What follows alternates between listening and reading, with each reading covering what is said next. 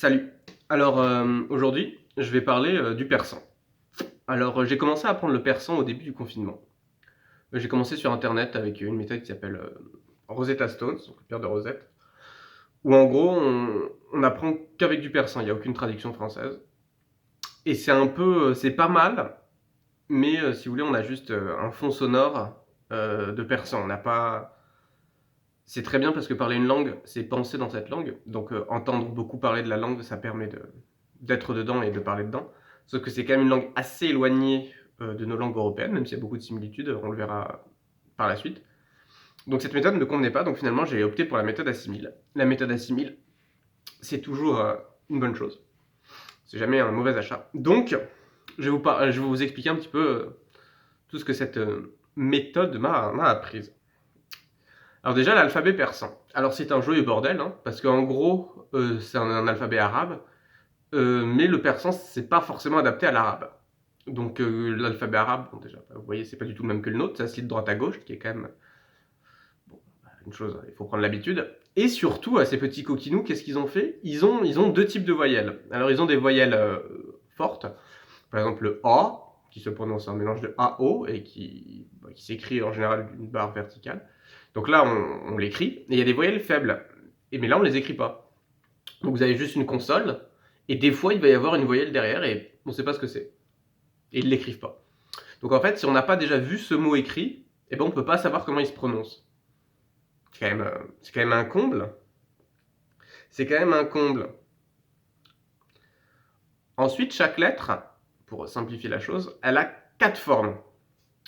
Donc elle a la majuscule, ce qu'on pourrait comparer nous à la majuscule, mais c'est pas vraiment la majuscule, c'est-à-dire quand elle commence un mot.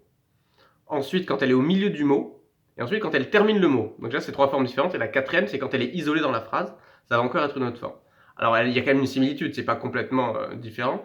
Mais voilà, ça veut dire que des fois, une lettre, elle a 4 formes. Donc comme il y a une trentaine de lettres, je crois, ça fait 120 formes à connaître, ce qui fait quand même beaucoup pour se mettre à la langue.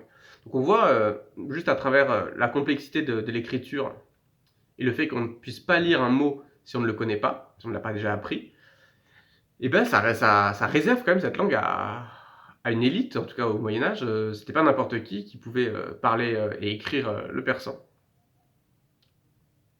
Ensuite, sur une note un peu plus positive, il y a énormément de points communs entre le persan et le français, parce que c'est une langue indo-européenne. Donc on retrouve certaines similitudes dans certains mots. Par exemple, méchant, on dit bad. Mère, donc mother en anglais, on dit madar. Le père, on dit pédar.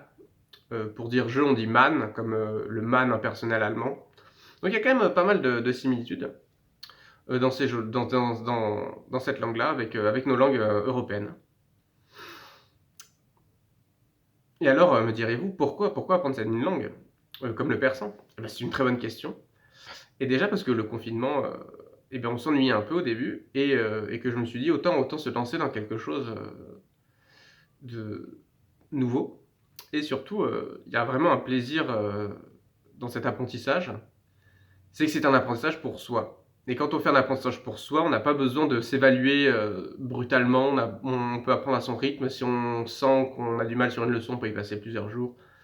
Si on sent que c'est trop facile, on peut accélérer. Et cette liberté dans l'apprentissage, avec des outils performants comme peuvent l'être la méthode Assimil par exemple, on avance très vite à son rythme, et surtout on prend plaisir à l'apprentissage, ce que j'ai quand même rarement retrouvé dans mes années collège et lycée quand j'apprenais une langue, où effectivement le plaisir était surtout à la sortie des cours.